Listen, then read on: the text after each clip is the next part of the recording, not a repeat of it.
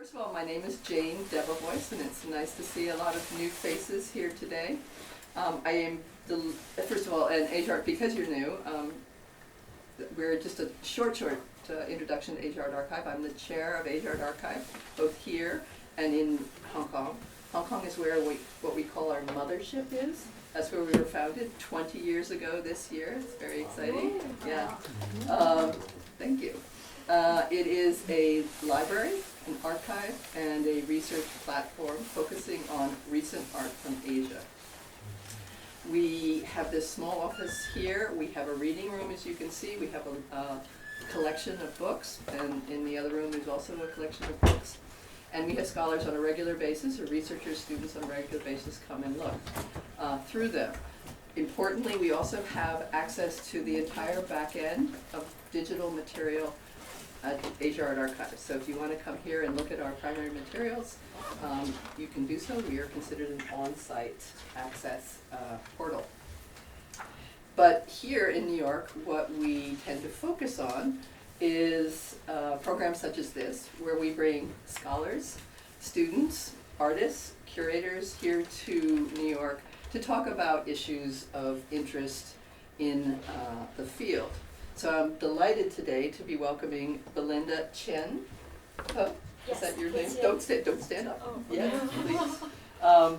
Belinda is currently a Society of Scholars Fellow and a PhD candidate in the Department of Cinema and Media Studies at the University of Washington in Seattle, where they're having some problems on this very subject, now that I think about it. She does not live in the nursing home. I'm joking. She is also, and importantly for tonight's event, the 2016-2017 Robert H. and Ho Family Foundation Greater China Research Grantee, which is administered by Asia Art Archive. Robert Ho Family Foundation has been a partner of Asia Art Archive for many years now, and we have a program, and you can see more details on our website. But I did want to emphasize, particularly with the audience that we have here, is that we offer, or the Robert Ho Research Program offers 1-year fellowships to come to Asia Art Archive in Hong Kong to study our collection of primary materials or primary documents in order to develop historical projects on topics relating to contemporary art in Chinese communities worldwide. Okay, so it's very broad, it's Greater China broadly defined. And tonight, I'm very pleased that Belinda, who was a grantee in 2016 and 17, will speak to us tonight about her research, which was conducted for this grant. This research seeks to show and here I will read a little bit, will seek to show the potential responses rooted in the art of what might be called class exorcism, as exemplified, and I'm simplifying here, so you will go into it in much greater detail, as exemplified in Pidouhui, which are struggle sessions that took place in China, and most visibly during the Cultural Revolution, although they may have been broader than that, and I suspect that's one of the things you will talk about, and caused ordinary people to commit extraordinary bodily, linguistic, or symbolic violence in the name of pursuing people's justice, the people's justice. This talk will argue that Pidouhui, these struggle sessions, have an art history of its own and has been, in and of itself, an image-making machine across genre, time, and border, as well as a regime of visibility not necessarily coded in class. Following this presentation, Rebecca Karl will engage Belinda in a conversation. Rebecca, who is sitting here on my left, is professor of history at New York University and author of China's Revolutions in the Modern World, a Brief Interpretive History, which is out now from Verso this year, 2020. Sounds like a book we need to have here in our library. Now, just a tiny word about the format. I think we've gone over this, but it's good for other people to hear this. Our format is that Belinda will give a 30 to 40 minute talk, and that will be followed by questions of about 10 to 15 minutes. And then we will open up to discussion on a broader basis. And we really want, you can see you're all crowded together here, we really want discussion and questions from the audience. And as Kelly knows, I will ask if nobody asks any questions, so you can't hide. Finally, I want to thank all of you for coming, all of you for washing your hands, but especially I want to thank the Robert H. N. Ho Family Foundation for making this research and event possible. So thank you very much. Thank you.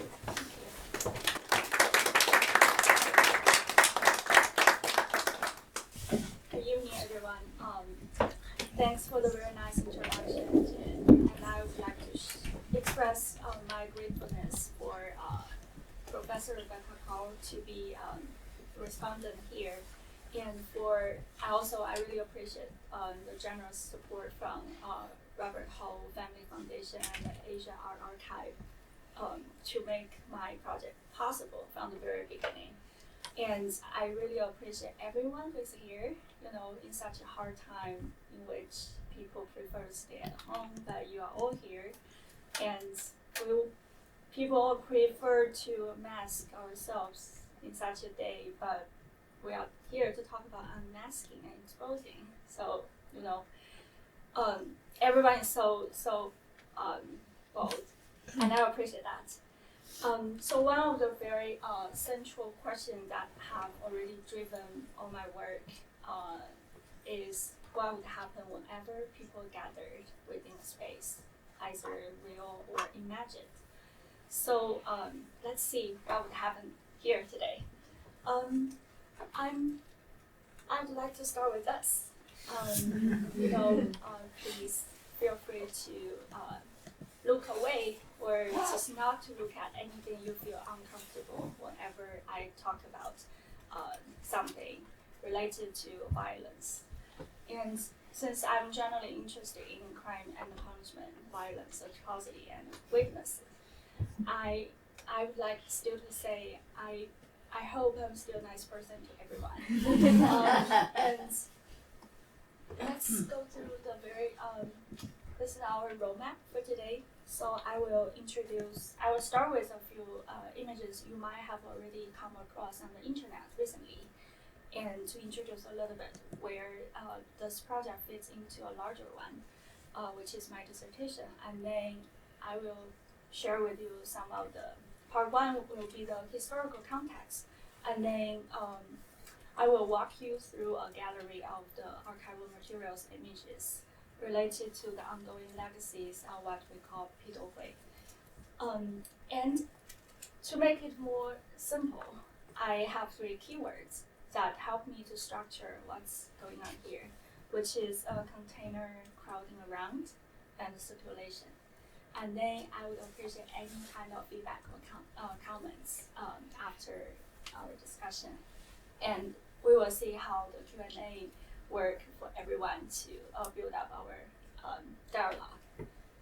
So, a few days earlier, one of my friends sent me a few images, including both, to say, hey, this is something you have been looking for.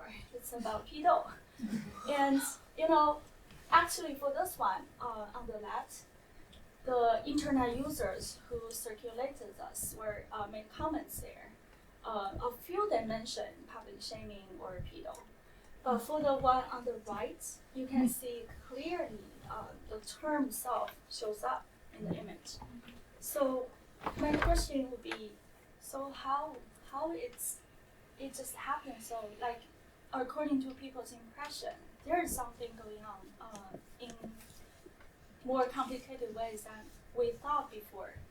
There is a certain kind of what we might name as Pidou, but seemingly unrelated to what we used to understand as a cultural revolution, and it's still going on here.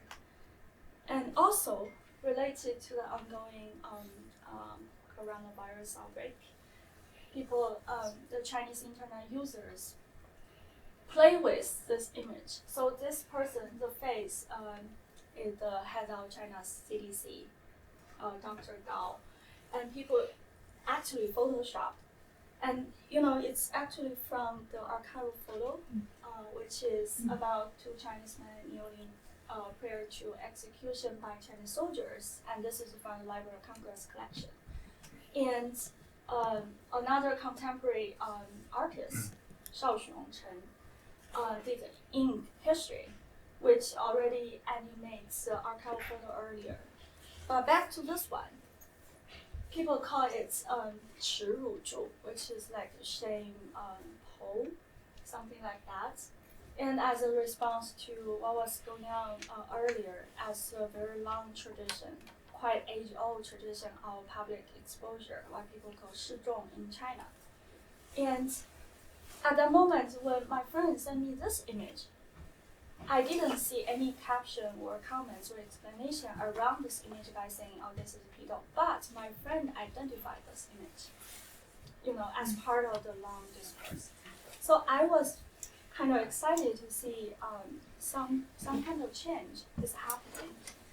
And also, it might be very easy for us to come across, Chinese internet, cyberspace, to see press photos like this, the kind of playful parade or parading ritual on the street to show, and that one is part of the photos Chinese young generation of students would do for their graduation. And you can see the remarkable iconic signs or cues of the dance caps or the board with names crossed out, or even the Red Guard style kind of costume. And for the one on the top, it's already named as something, as a power of public exposure or something like that, public shaming.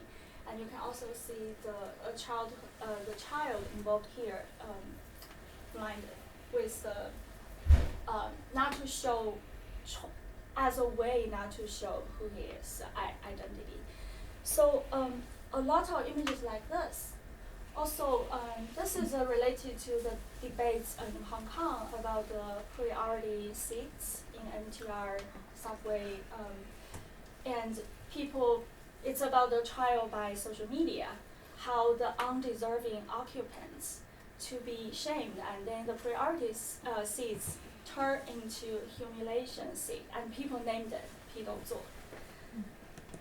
But in a different context, which, in Taiwan, there is a group of people developed into the tradition of what they call 批斗大会, for the artistic community to gather, to have their kind of open discussion, in which people are invited to bring their artist works to more openly criticize each other. And they said there is a kind of slogan, there is no difference between big names or or amateur artists, or no difference between who is more advanced or who is not. And then all the best, most important thing, the respect comes from the quality, the depth of the artworks themselves. So as you can see here, this is, again, a different discourse going on, but with the same name, which comes up with the question, so what does it mean, and where does it come from, and how can we understand what's going on both in the past and, the ongoing present, or what we call the history of the present.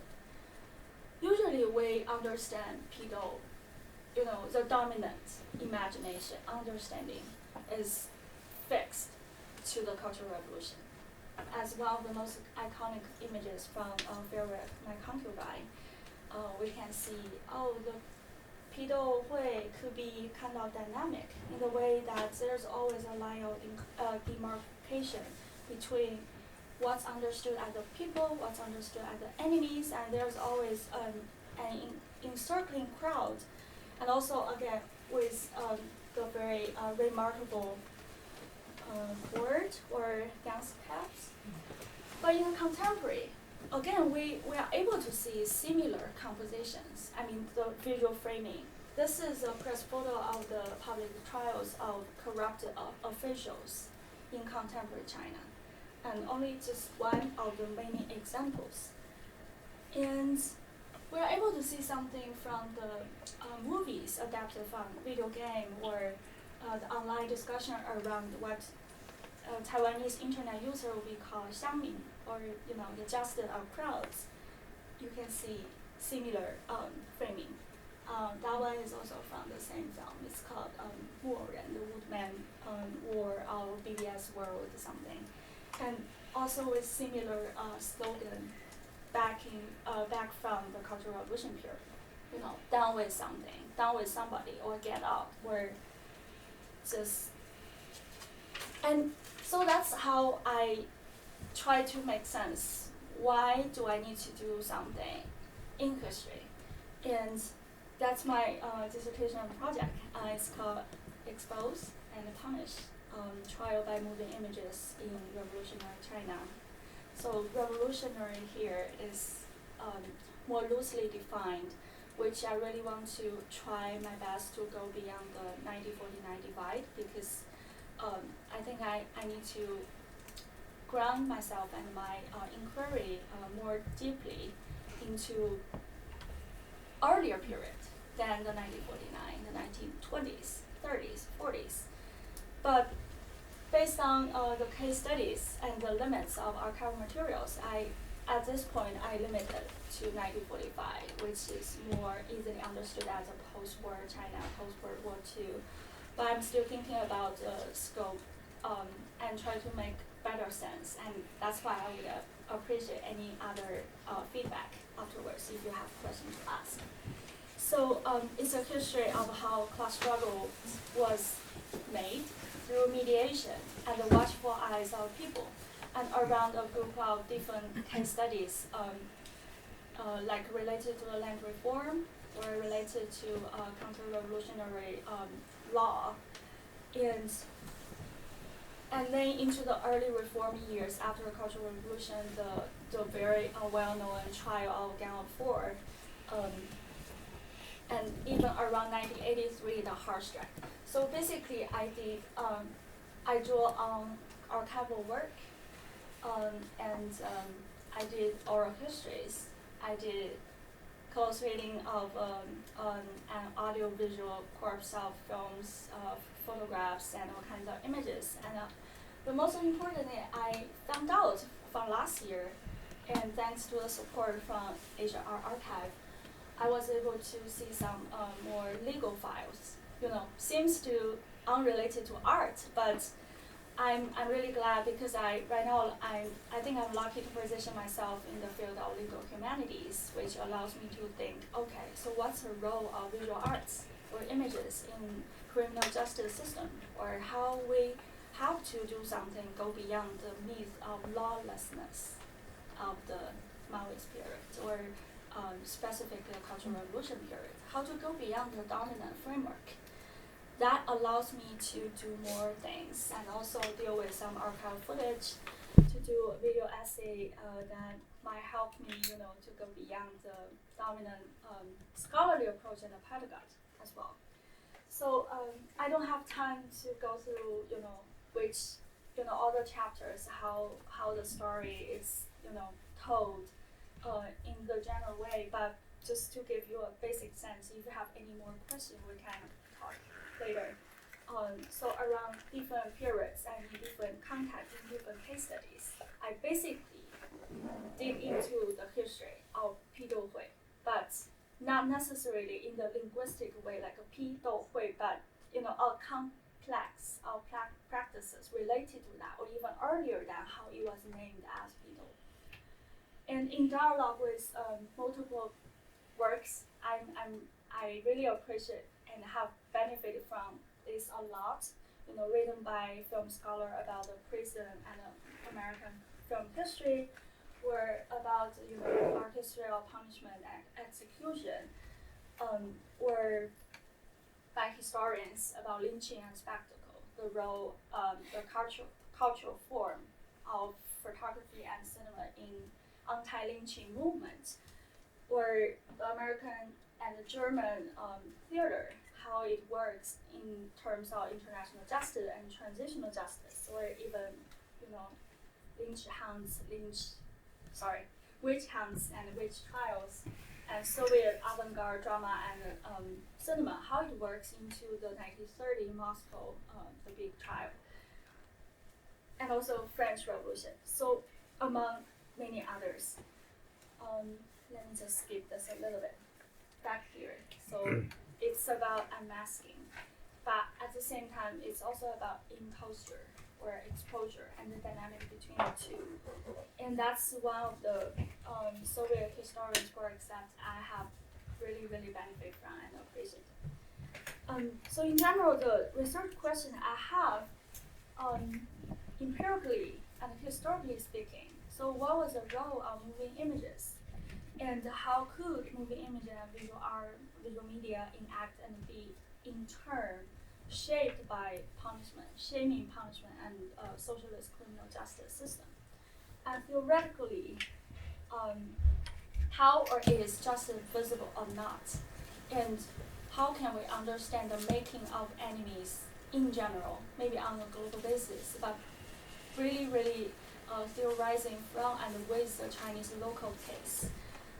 And methodologically, I'm kind of obsessed with the role of archive or images as the archive, both the power, potential, and the limits of archival work and archive in historical thinking. So I guess how this AAA project works might be best described in this picture. So this is kind of complicated image as a coexistence of multiple temporalities. As you can see, actually this is from Shanbei, the northwest China, and it's called Zhenbeibao Movie Studio as an amusement or entertainment, theme park. But at the same time, it's a movie set place, just like how we understand Hollywood at some points. And here, there are tourists, and this is a stage. And to show you the kind of reenacted staging of struggling against the enemies of the people. Here, 特务分子 spies. And I just want to say, so what I have been working on is both history and the memory. And it's both the dynamics of, how people experience, how lived out so-called script, but at the same time, how they remembered in the aftermath. And it's about the in-betweenness as well. What blurs either, low art and high art, what blurs the past and the present, and what blurs the different multiple genres and different occasions related to this. You might say this is kind of entertainment, but at the same time, it could be understood as show trial in some context. But we can talk about what kind of context it could be defined later. And then the other question would be, how would we encounter something we used to understand as belongs to the bygone era, which is Pidouhui. So we basically have different ways of encountering what we call struggle sessions or Pidouhui in a contemporary era, such as this kind of iconic fictions. It could be featured in paintings, drawings, like from Gao Ke or from Liu Dahong. This is a kind of playful encounter where the stage events as a Pidouhui, but as part of the childhood days and childhood memories of that generation. This happens in Qingdao, China, or in the animated video work, who do share the memory with the whole generation in which they witness to the passing of that whole period, and then to reenact what was happening through different medium, through fine arts. But another way would be this kind of belated publication of archival photos or photographic collections of pictures, by the Chinese photographer, Japanese journalists who traveled to China at that time in the 1970s, or even maybe after some of the witnesses pass by, their children, the younger generation can do something as in the form of memoir to recollect what was happening to the older generation through photographs. So this is just one of the examples from the second one, 沙杰, the collection of photos actually from Tibet. As you can see again, the encircling crowd, and as just one examples. The third way would be, maybe as part of the what we call commercialized nostalgia, where the sinological garbology, what many historians have identified that as a kind of response, scholarly and a pedagogical response to the limits or restriction related to archival sources in PRC history. And from websites or online business stores such as the 778, 778 or Konfuzi, actually people are able to see some of the images we used to identify as political taboo. But right now we could see it. Forever Young, one of the scenes, this young woman played by Zhang Ziyi here looks like a struggle session, right? But the story, so one of the 4 episodes, in this episode, this event happened in 1962. So that's why a lot of debates were initiated by the film audiences by saying, oh, interesting, how did the filmmaker do this? As a way to play with the censorship policy, or just show something they want to say about the Cultural Revolution or not. And people were confused by, whether or not this is historically authentic. Or is this true? Is this Cultural Revolution or not? Is this, some kind of secret signal or not? But it's both yes and no. And the major point here is not how we identify what is this, what this is not. It's more important about how we define Pidouhui itself, how we define Pidouhui that as something really dominantly defined by the Cultural Revolution. It's really not necessarily related to how we understand the Cultural Revolution if we really want to dig into something in the earlier period. So that's why at the foundation of the whole project, I try to expand and try to push myself into the earlier periods but this is, as Jen introduced earlier, this is really a working definition, working concept. Analytically speaking, I really want to make sense as I move forward. Maybe not, so it's called class exorcism, but I'm not sure if I might need to refresh or redefine that later. It refers to the popular practices of unmasking, exposing, accusing, expelling those people labeled as class enemies or enemies of the people, which function as a guarantee of the continued purity and transparency on which the Chinese socialist revolution depended. And it could be in multiple kinds of forms. It also related to the cultural production related to the material practice on the spot. So, and there's kind of blurry boundary between what people define fiction or nonfiction from the contemporary perspective. In that point, whatever was put on stage or whatever was off the stage, there was a very thin line or blurry line.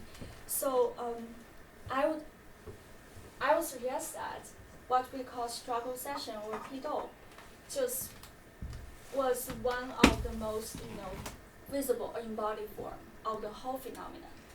And based on the archival work, I try to grab what kind of terms people were using at different points in different occasions. And as you can see, usually we might have different understanding of different terms listed here, including like public shaming, public trials, 公审公判, and people might think, oh, struggle session was something beyond the area of legal system. But actually, there was also, again, a blurred line between what was defined as legal or what was not legal, or what was beyond the area of legal system or criminal justice system. So And there is a whole complex and a whole system of different contonations. But at the same time, the central logic remains the same to show. Sorry. That's a very nice reminder. I need to move on. Sorry. So, and another example from basically a chart to show you different political campaign, different periods. My design were developed into different actual practices, but maybe under the same name or different names, but you can see the typology of targets or crimes or different categories of enemies. And one example of how it looked like from 1950 would be, maybe usually people say, oh, this is not a Cultural Revolution era, the period. We might not call it Pidouhui, but actually people call it Pidou or 斗争大会, basically by way of different contonations, different terms, and with a very similar way of staging it. And the masses were mobilized or encouraged, or as basically it's also about labor. They were encouraged or even forced to write or reflect on how they perceive the events, including different public trials or even speaking business meetings, or how people understand the actual execution, actual trials, have different genres of reviewing of what was happening. And the scholars also reflected on the dynamics between eulogy and exposure, the aesthetics of exposure. How would we truthfully expose the dark side of reality, for example, something like that. And so I would argue there was a matrix of social cultural forms and institutions, which including multiple kinds of things: religious, ritual, political assembly, criminal penalty, theatrical performance, and audiovisual media practices, in which they really share the same thing, which is spectacular form of people's justice. Basically, we might try to figure out a way of defining whether or not it's how we understand popular justice today, but there is a possibility of approaching that, from a very different perspective from what we understand that before. So basically, it serves to shape the everyday culture of that kind of class exorcism or shaming culture, and allows and encouraging violence against labeled enemies. And the visual rhetoric of looks, faces, masks, unmasking, and disguise is just really important at that point. And also, it has to do with socialist construction of criminal body, how to criminalize, or how the different kinds of enemies' faces and the bodies were criminalized in different contexts. And one of my the chapters is about the counter-revolutionary crime as a category, and how the law and its related images were working together to show, for example, the illustrated storybook as well as the form. Maybe the recent publications called Legal Lessons, How to Understand Popularizing of Laws in the Socialist Period. That book is really, really helpful and historically grounded in what was happening around how different kinds of laws were delivered, disseminated to the masses. So that's why I would propose that exposure rather than spectatorship should be understood in the very historical context, which as an analytical concept at the same time, to describe the mode of mediated encounters, were what we call watching as judging, driven by the logic whereby the people as one or the masses as one is achievable or imaginable through the visibility and appearance of evil others, the enemies. And it as a mutual encounter, something that can go beyond the binary categories of party states and the people, or spectacle and spectators, to complicate the relationship between that, and also help me to historicize the relationship between Pidouhui and larger visual culture in general, including museum, temporary exhibition, all kinds of class crime exhibition or class struggle exhibition at that time. And show trial, as we understand something from, it was first used by English journalists who reported about the Moscow trial at that point. But I want to go beyond that. So I try to treat it as an analytical concept category to rethink how can we understand, recognize a public display of enemies' bodies. It's both a show and a trial at the same time, and how can we to understand the multiple layers and levels where spaces could be understood.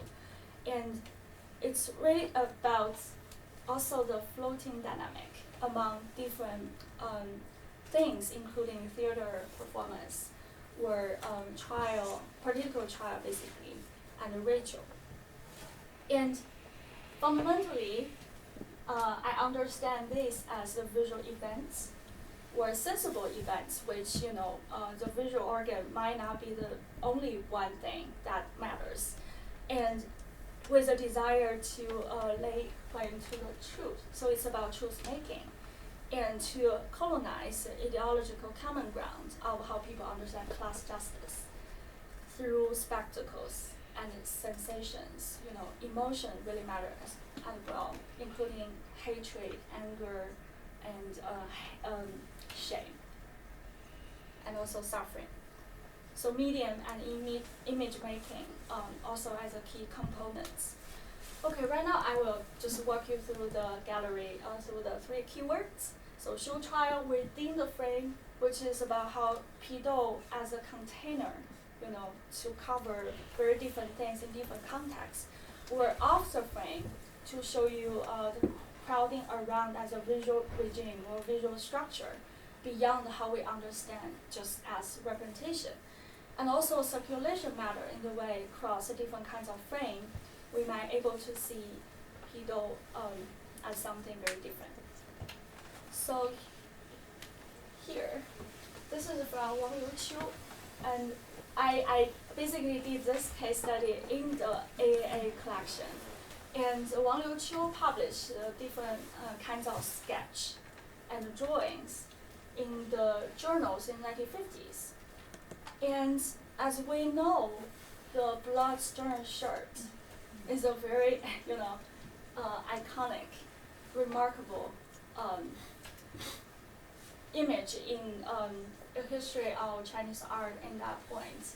And also we have contemporary artists who is able to remake and recreate, react moments of the blood-stained, within the very similar compositional style and framing, to show you how this could be an old bottle with new wine. And actually, the blood-stained shirt was also featured in films during the Cultural Revolution, which is called Maple Valley. And I think, of course, I don't have time to develop into depth here, but gender also plays a key role in terms of how to show the evidence, or as the bodies of the witness who is a female villager, and also how it could be reenacted on the stage. And then also, this one was basically recycled in a contemporary documentary about red art. And also, this is another thing very important. As we know, the red tassel spear, the Hongyinqiang, as the kind of symbolic weapon of violence in the rural area. And here, again, also blood-stained shirt, right, beside the landlords. And in different occasions, in the later period, especially during the Cultural Revolution, we are able to see a lot unbalanced composition and the violence frozen in action, and we can see even pain as a kind of alternative spear, as a weapon to push the enemies into a corner. And in the 1960s, done with American imperialists. And then in 1976, and today. So these two actually are from the Passon's kind of drawing and painting competition in Xinjiang province. And the people also reproduce the framing, this kind of composition style. And also during what has been going on, since last year. And we're also able to see the ongoing rhetoric around Pidouhui in different kinds of images and posters in Hong Kong. And this is just one of the examples. I have more examples if we can, during the discussion session, we might talk about this in more detail. And this is from Chu Zhongzhong. Here, I want to highlight another thing, which is the dance caps. I think I really appreciate our historical perspective, which allows me to go beyond the border, to see that in the larger historical framing, not just in China, but also outside of China. So usually we encounter dance caps in archival photos during the Cultural Revolution. Yes, that's true. But also, it happened much earlier than that. This is during 1960s, but the story in the film is based on the actual events during the Beifa 1920s, 27. And this is not from China. But in the course I taught before, when I try to show how the different signals or different icons as part of the larger visual discourses to the students, and students did mention something from Spain, and asked, how it might be related or not. Maybe our historical perspective really allows us to imagine something beyond the binary thinking. Here, because we are able to go across time again. So from the same artist, we can see this kind of caps again, but also related to contemporary torture photographs. Were recreated artworks around that based on that. We can see something very different and different occasion, different exhibition spaces. And this is also based on the 1940 poster in DC, the Holocaust Memorial Museum. And again, the dynamics between masking and unmasking, visibility and invisibility is again at stake. This is a contemporary documentary from 2018. It's very interesting. It's a documentary about the making of a feature film, but the director is able to capture what was going on within the film crew. And when the filmmaker, the feature film filmmaker wanted the whole film crew to experience what was happening during the Maoist period, asked them to live for a period of time in Sichuan, and then they reenacted the actual struggle session. I cannot go into details about the film, but it's called In Character. And also the movie posters here are very interesting examples of, the dynamic between unmasking and masking, the deformed or disfigurement of the human bodies as part of the components of struggle session. And crowding around conceptual photography from Zhao Shaoruo. While nothing is named as Pidouhui at all here, but what's going on here might seem more familiar than before for some of the audiences, to see how the artist can play with selfhood, historical memory, and also how to understand this kind of crowding around really as a visual structure. That to show how can we understand what we call the dictatorship of the masses. And that kind of thing is is a contemporary echo to a lot of archival photos I encountered. This is just one of the examples from Library of Congress, one of the 1950s trial and execution of the landlord in Guangdong province. So basically, crowding around, again, here, plays a very key role. This is only one photo of the whole series. Maybe I can show you some more later. But I want to highlight this way, crowding around, literally, in Chinese. And we also have another term, which is 围观, like in circling or in crowding around, or the gaze that show you it's an enclosure or encircling gaze. And contemporary internet users also develop something like the power of the 围观 can change China. This is another artwork that plays with the way. Back to what we understand people mountain, people see. In one of the illustrated exhibition catalogs of the land reform, there is just a huge collection of images like this crowding around. It's already something that inspired some of the filmmakers to do their works later. And I want to summarize a little bit here. 4 cinematic modes of crowding around, including, when people need to deal with a mass gathering or crowd scene in a film. One example would be Liu Qiao'er in 56, enclosing mode, where the confrontational mode basically between the landlords and the villagers in Mao's musical like this, or theatrical mode. Basically, there's a stage and there's a fixed area of spectators. But this one is quite interesting to offer an alternative perspective from the backstage, or parading mode.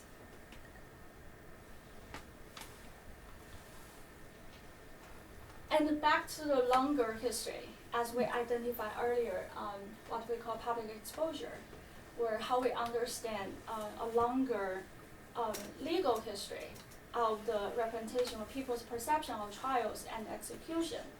There are more examples that can help us to understand, okay, so how can we position spectators, or how can we conceptualize the different modes of spectatorship from the beginning, from time to time, into the period that we started to think about Pidouhui. So one example is from 19th century, the exploded painting. It's really interesting symbolic, or not symbolic, a rhetorical staging of the show and the trial. How the two could be linked together, mutually defined at the same time. And most important is all the spectators are on the stage. So who is more, it's really beyond the binary thinking between a spectator and the spectacle. So who is on stage and who is not. And from the Dian Shizhan illustrated newspaper of Lei Jing, and again we can see crowding around, and also the parading mode. The two could be interlinked together. Or this is from the Taiwanese archive, but basically how not necessarily around, but crowding still matters, and the spectators are on the spot. This is maybe quite familiar to the earlier one, how the photographer positioned to see the spectators really as a very key part of the whole what we call spectacle, and during the Cultural Revolution, and for the trial of Gang before. Comparably, here, this is a reenacted scene in contemporary painting of the trial, but you can see the spectators are gone, right? Which is a very interesting echo to what we call the television or digital new media age. This is from the documentary called Interviews Before the Execution, based on the Henan TV stations, TV programs from 2006 and 2010, which is really about interviews before the execution of criminals in China. This is one of the episodes. So think about that. Why are the spectators are gone? They are gone. And where are they right now? Sorry. So for this kind of TV program, I think it allows us to think beyond the medium as well, including multiple contemporary occasions where public apology, public shaming on TV, public shaming on the internet. How can we complicate our earlier understanding of what Pidouhui was or used to be? And in the more recent context, how can we conceptualize multiple modes in different contexts? And another work, this is from Qiu Zhongzhong. It's called Mr. Zhang Believes. It's kind of experimental documentary based on Mr. Zhang Xianchi's memoirs and also the interviews to reenact what was happening as a struggle session during the anti-rightist campaign in Sichuan. And of course, multiple books might help to explain what was going on around that period. But here, I just want to highlight, for this artist, he really travels across media. So he was trained in fine art as a painter to do a lot of paintings, and he published manuscripts, films, and paintings. Right now, he was just down. He was just down the most recent new film, and I just want to highlight here the positions of spectators of the Pidouhui, and here through the gradual disappearing act of the spectators, the audiences like us, through watching the documentary, are able to experience something different. Due to time limits, I won't give you a kind of spoiler, but if you are interested, you can explore that by yourself. I would say it helps me to think about the contemporary art world and mediascape, to think about reenactment as something key to understanding how we understand the blurry boundary between fiction and nonfiction from the earlier period till now. And due to time, I will just move forward more quickly to show you the images, and then we can talk about this later. So more examples about expressions of the counter-revolutionary crime, the criminal evidence, multiple ways of, multiple kinds of genres of the publication to collect, display, even curate different kinds of enemies.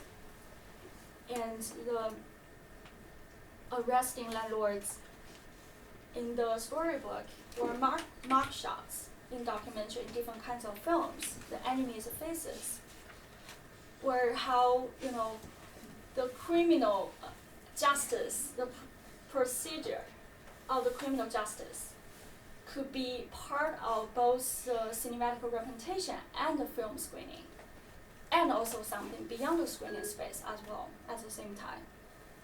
And multiple kinds of close-shot exhibitions to be put into a film, but align with something that maybe has to be understood, different from documentary. I would say it's rather like an essay film.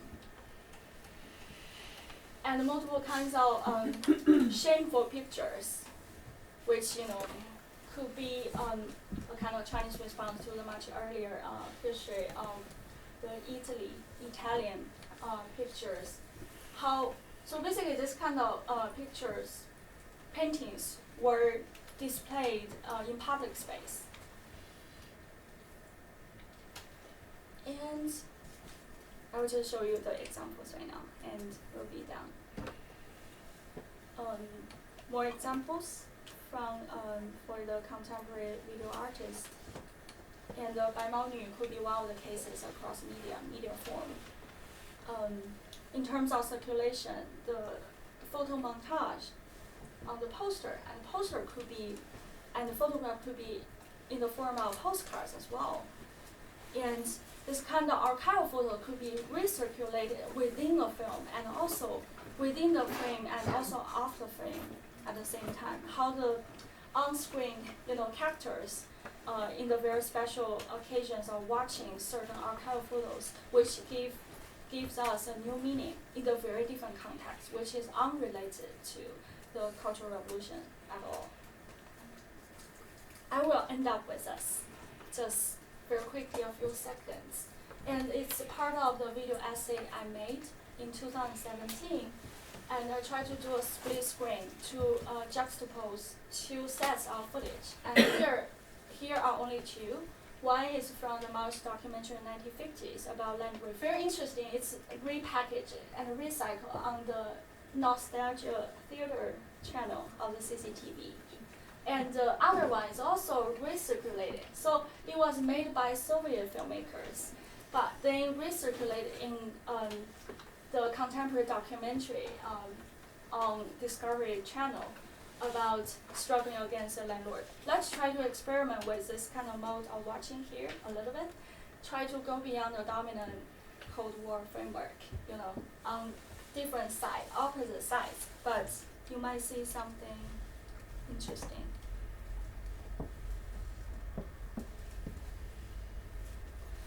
So the left one is in black and white, the other one is in color, which is more rare. And last year, during as a way of celebrating the founding of the PRC, Russia, they actually released the new TV documentary. It's called The Rebirth of China, something like that. And as part of that, more detailed footage about maybe the same event, but right now I'm trying to dig into the archival collections more carefully. And seems to be, I can really identify some of the same faces, human faces there. Yeah.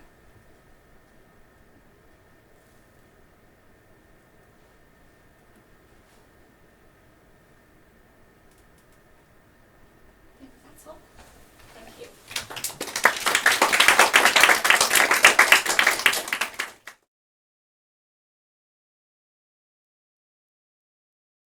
By expanding the historical frame to go all the way back to the opium, to the 19th century, or to go and so on, are you diluting the problem of the historical specificity of the Pidouhui? Because there's an exposure aspect to, Foucault, whom you play with, but you didn't mention, is very clear about the episteme that we're in, that subtends a whole state disciplinary regime. And so is the point just to say that you have a long history of exposure, and the Pidouhui is just one of many of these histories, or that the Pidouhui accomplishes something visually, historically, and cinematically and socially specific to its time and to its place? And it seems to me that there are a lot of people who have written about the problem of violence, and that the invisible violence of the everyday gets visualized and gets turned into a social problem. And a lot of people have discussed this in the particularity of the 1950s or the 40s, even the communist revolutionary period onwards, through the problem of sukhu, right, of the speaking of bitterness, of the speaking of the inner hurt, the speaking of the inner violence that then creates the political subject, who then can. And so you seem to be veering away from the problem of political subjectification into the problem of, how to make political subjects how to make agents of political subjects, and how to think about victims of political subjectification. And so I just wonder whether you might think of a way to connect those histories, the suku that is the I know that you don't want to talk about the verbal, the sort of rhetorical and so on, but nevertheless it seems that there is a way of how the suku of the individual, how the bitterness of the individual becomes a collectivized grievance, a class collectivized grievance that can then be enacted, right, and can be performed. And so, there's a lot of people who've discussed the suku as being a very gendered form. A very gendered form, because it was predominantly in the villages, at least, it was predominantly women who got up there and came to their sort of collective feminist or feminine consciousness through the suku. And whether one believes that to be true or not is a different story, but there's a lot of work on that sort of thing. And so it seems that by diffusing the Pidouhui and the sort of format, the encircling and so on and so forth. I mean, people encircled for hangmen, when people were hanged, right, in wherever it was. I mean, we have, plenty of depictions of hangings and so on, where everybody's encircling and so on. So is all encirclement, is all of this the same thing? And if it's all the same thing, then what makes any of this distinctive? And so I'm just wondering what the distinction might be here, okay? Again, if we get into rhetorics of the culture of the Chinese Revolution, during the Great Leap Forward or the anti-rightist campaigns and so on, you had snakes, you had hiding in plain sight, you had fragrant flowers and poisonous weeds. Everything looks the same, like the flowers and the weeds look the same. How do you distinguish them? You have to make them visibly different, right? You have to actually force a distinction, right? And so that the visibility of justice has to be quite clear, and I think that's where the strength of this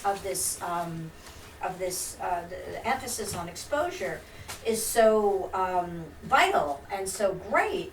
But then, as you move into its diffusion, I get confused, because then are we just talking about people gathering around to look at spectacles and, okay, everybody I remember, I remember when I first got to China, and there would be, people who gathered around me to look at me because I was, not Chinese, right? And so, but is that an encirclement? Is that a way? Yes, people weighed me. I mean, they did, weigh guan me, but not out of curiosity, not out of enmity, not in order to make me visible or anything like that. So I just wonder if this can be specified more clearly as a moment, or because you do talk about it as class exorcism, which pertains to a particular moment in revolutionary historical time, when class struggle, 阶级斗争, was absolutely the mode in which social relations had to take place, which is not true today. There are other kinds of exorcisms that have to take place today. You expose corruption, you expose, all sorts of other things, but that's not a class project, or at least it's not articulated as a class project. And so the enemies are not articulated and or understood as class enemies. These are enemies of a different sort. So I'm just a little confused then about because I think today it is about criminal bodies, whereas back then it's about political bodies. It's about making the political body signify in a particular way, and so and then the second set of questions would which you sort of answered, but you went through it so quickly, or you sort of addressed it, but you went through it so quickly that I wasn't exactly clear about where you were coming from with it, is what's art historical about this?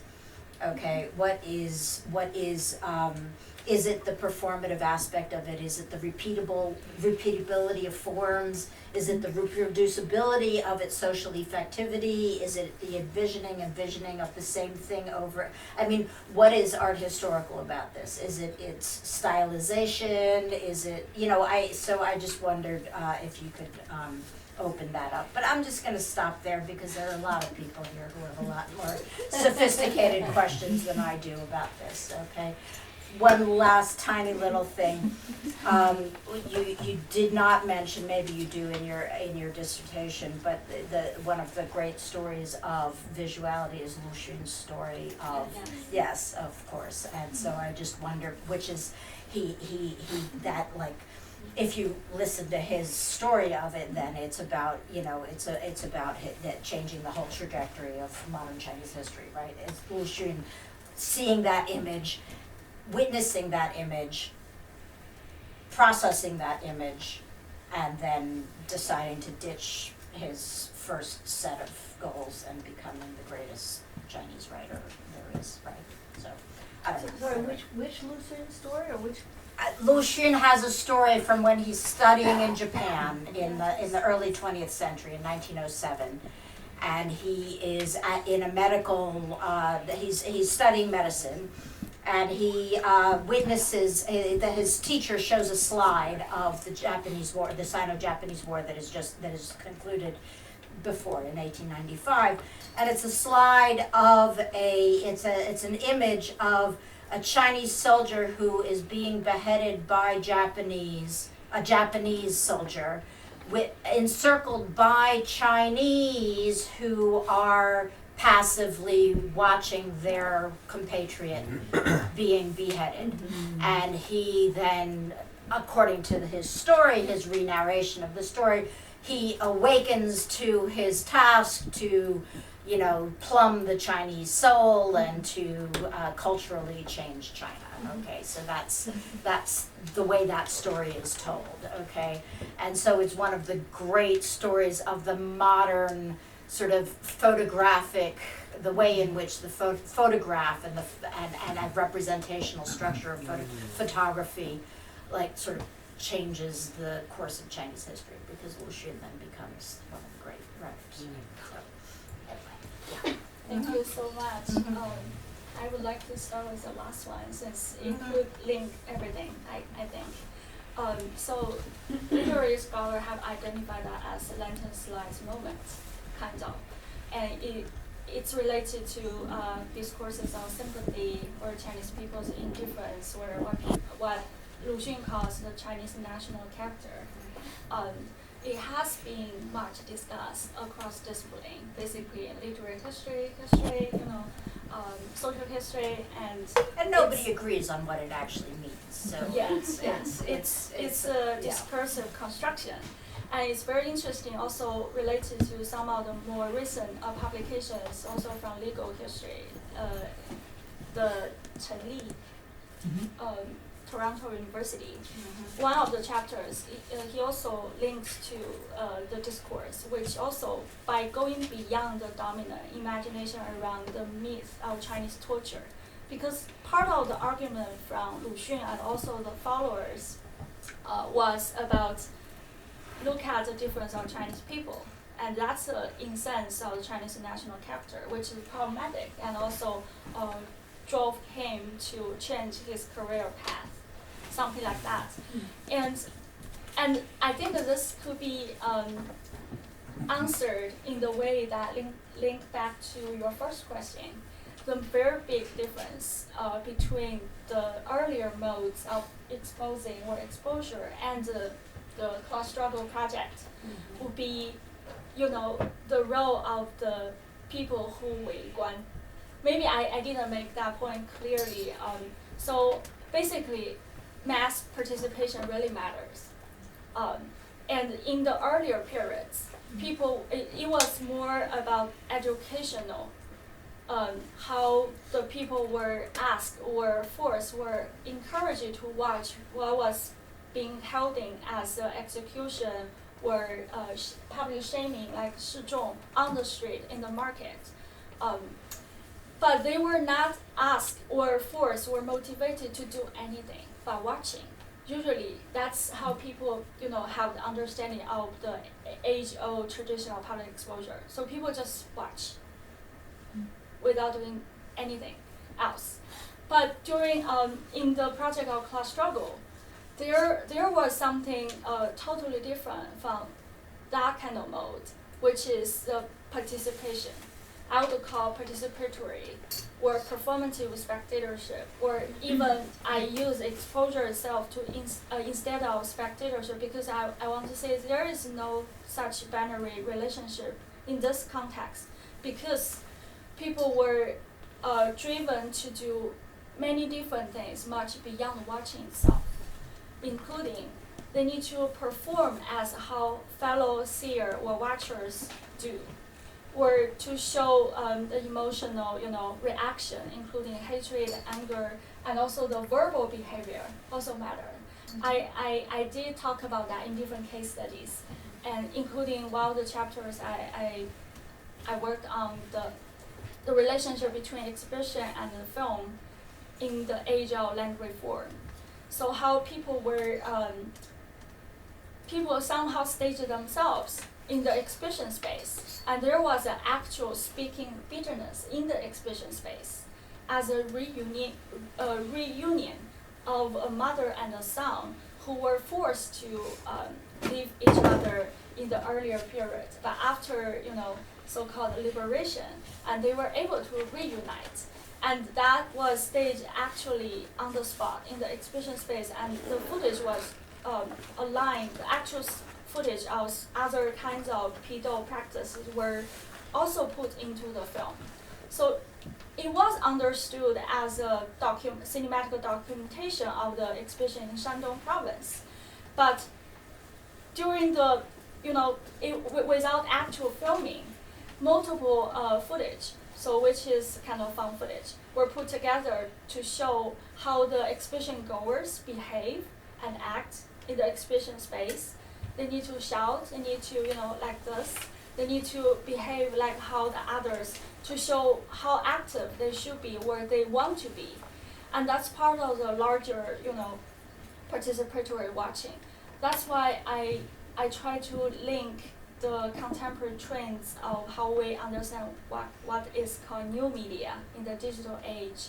Usually people understand new media has to be something unique to our time. But I came across a book earlier, it's called Victorian Internet.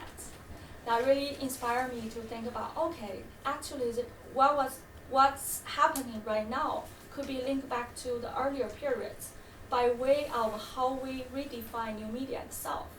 So it's not necessarily radical or revolutionary as the digital technology takes over. In the pre-digital age, such as in the project of class struggle, there is supposed to be kind of history. There might not be passive spectators at all. There was already participation involved, and there is already a history of participatory art or participatory media through different occasions. That's the starting point where I try to think about what makes a big difference between the different modes from the past, from the earlier periods, and the class struggle period. Great. Let's open it up. Yeah, let's open it up. And I think we only really have about 10 minutes, so that's okay. People can, we'll decide as it goes along. So, other questions? I'm sure there's lots of other questions on this. Shin? Not really questions, but since you welcome sort of comments and areas where it can open up, I'll just cut to the point, because this is obviously a really rich and fascinating presentation. But in terms of maybe connecting more to the art history and the visual evidence you're showing, because you're showing evidence, historical archive from Chinese class struggles, from paintings from that period, but then Goya and early Italian Renaissance examples, but there is also that crucial link with Soviet socialist realism, people like Surikov, Repin, and those were also more historically present for this form in enacting, visually enacting that sort of circling, and it's also a very different mode of visual rhetoric, right? Because the sort of export court that you showed, it is very static, it's very diagrammatic, whereas the ones that we experience and associate with Chinese brand of class struggle during the Cultural Revolution is much more dynamic, and the ideological message is, I think, massaged throughout the whole visual composition, and I think that came through the Soviet link and maybe visual developments from the Mexican muralists with exhibition that actually traveled to China in the 50s. And then the other comment is since you're interested in pursuing the cyberspace and how that class struggle or ideological struggle continues, we do on the one hand have evidence that's more manifest, in these graduation photographs of people dressed up like red soldiers. But on the other hand, there's things that are much less visible, but in terms of its organizational logic, is much more coherent. Like the most recent case where a celebrity was purged because his fans went after people who wrote him in a sort of fan fiction that homoeroticized this actor. So that, I guess, because in the cyberspace we can't practice any sort of real politics in China, then a lot of that energy was channeled through this sort of ideological battle that is actually quite exciting to look at. Yeah. So that's it. Yeah. Wonderful references. Other questions? Comments? Comments are fine. Yes, Zoe. Yeah, I thank you both for really great. I think you, Professor Karl's comment really got me thinking about what is the question about specific historical specificity, and your reference to Foucault. If for Foucault, the shifting of pre-modern to modern Europe, largely depending on the gradual invisibility of public punishment, defines that his epistemic change may be Belinda's stretching out of Pidouhui to 19th century and all the way to contemporary can provide a way to suggest a way to alternative modernity, especially with what you say about participatory spectatorship. Since I think in what modernized Euro or the West, in the political choreography of representative democracy, there's always a clear demarcation of the stage, the democratic stage, and the audiences. Whereas I think in China, maybe that has always been blurred, even all the way into contemporary era. Yeah, that got me to thinking about. Yeah, I mean, I wasn't suggesting that she mobilized Foucault. I was just saying that there's a direct reference to Foucault, obviously, and so that you should really delve into that if that's what you're sort of gesturing towards, because it's either Foucault or Agamben, or so that either you're dealing with matrices or you're dealing with epistemic shifts, or these are all parts of a theoretical edifice that are a little bit. I didn't hear the sort of the structure of that here. It could be in your dissertation. Yeah. So yeah. Anyway, yeah. Yes, Kelly? So this Getting is, everything on the front row here, so we'll get to the second row. this is also not really a question, but thank you both for making this a very lively presentation. So I think this is a great subject for research, and I think it really helps everybody to rethink how we as a passive public engage with information, whether it's in the past or now.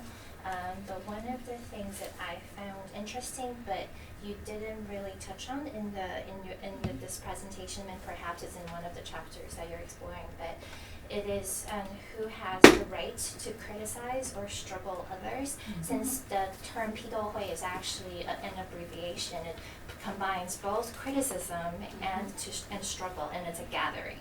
So I think that is interesting because in both in the past and the present, whether you're in the cyberspace where you could very easily be anonymous in your approach of criticizing others, and it's very easy for you to mobilize a crowd of people to agree with you, whether you're buying robots or you somehow just find an echo chamber to express yourself.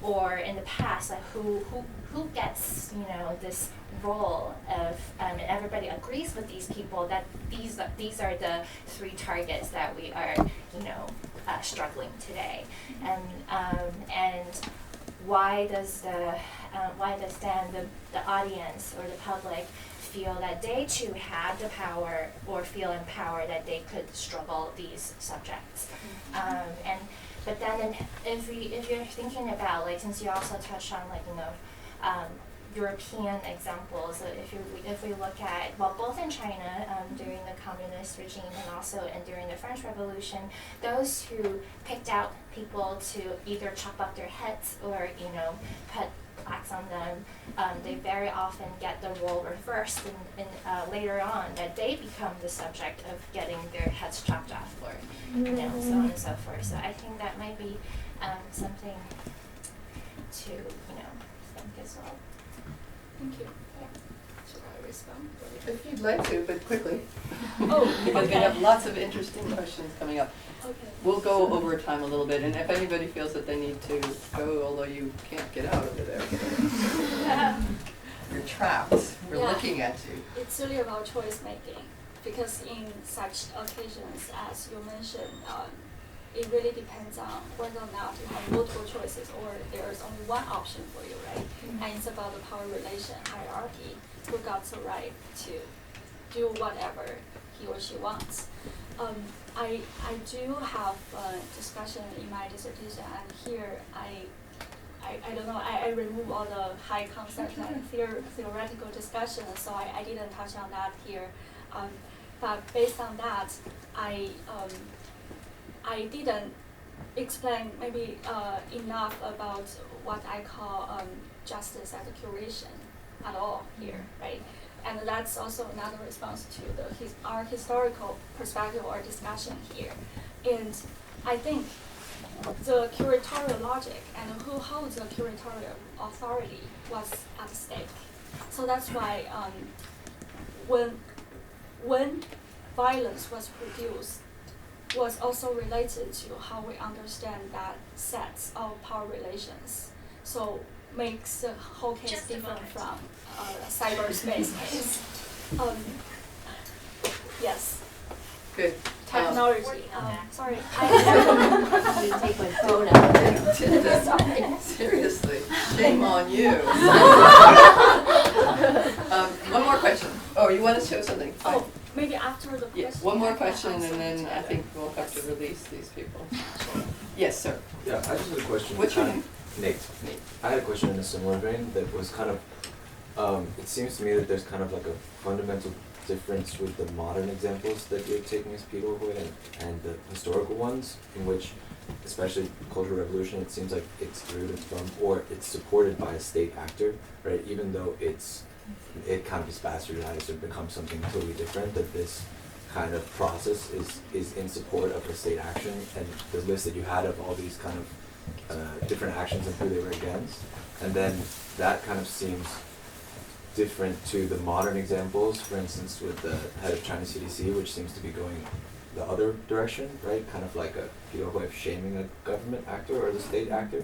And so I was wondering, in your definition of this, or is there any kind of demarcation or differentiation that you find important in that? Thank you. Yes, again, it's about the historical specificity here, case by case. So in different chapters, I do have different discussions around the very different relationship and the dynamics.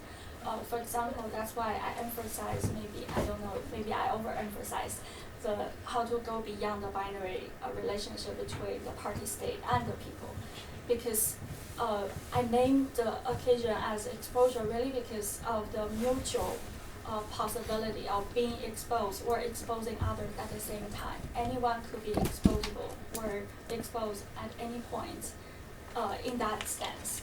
But for, as you mentioned, the modern examples, of course, it's also related to how we understand people's agency.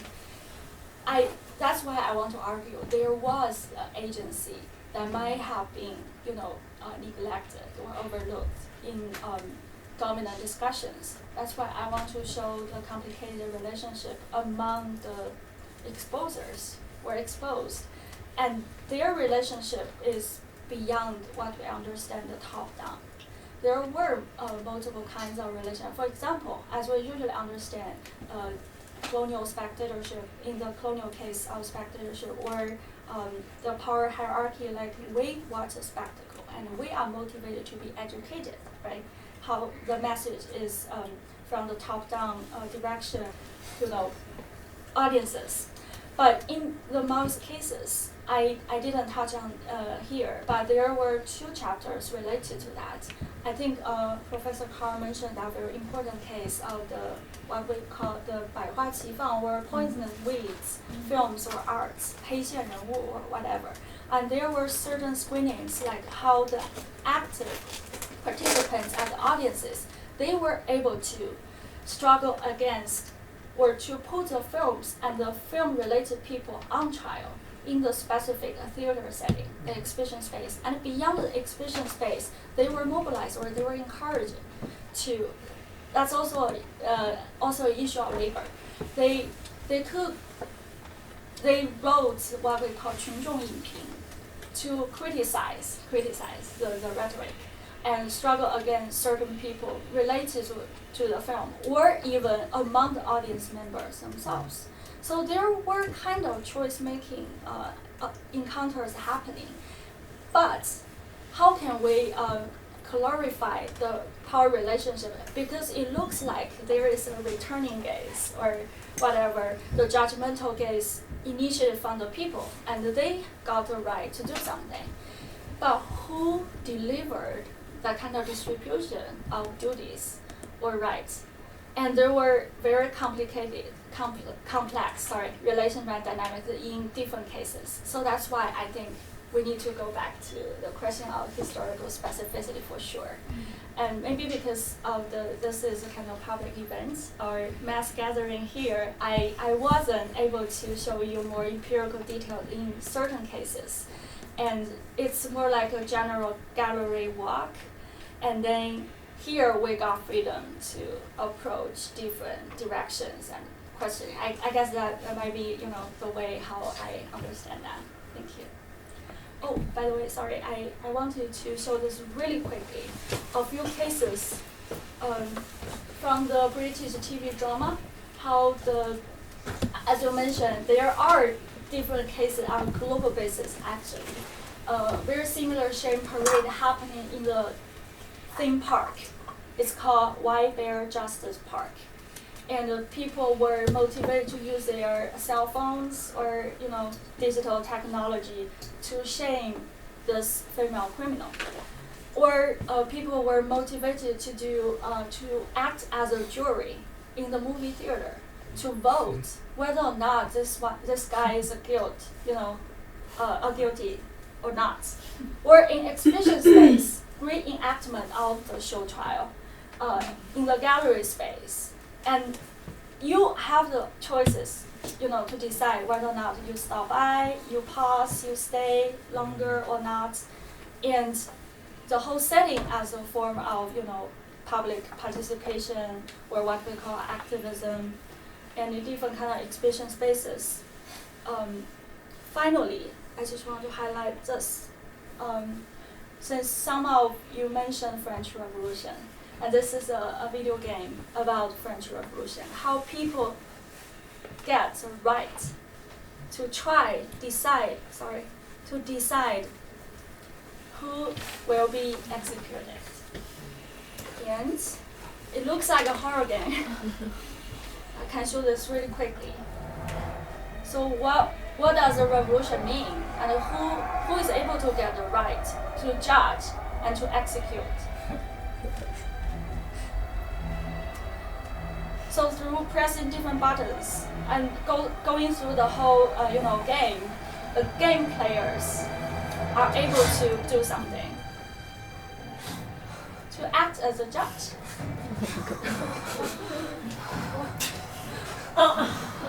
I'm very inactive.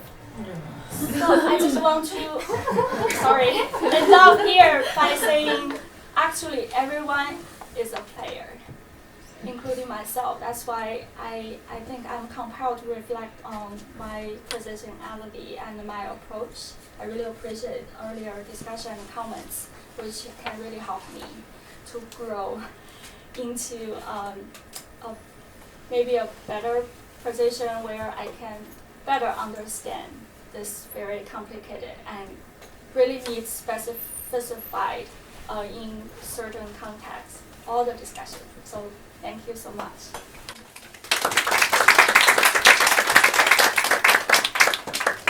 Thank you. Thank you very much. Thank you all for coming.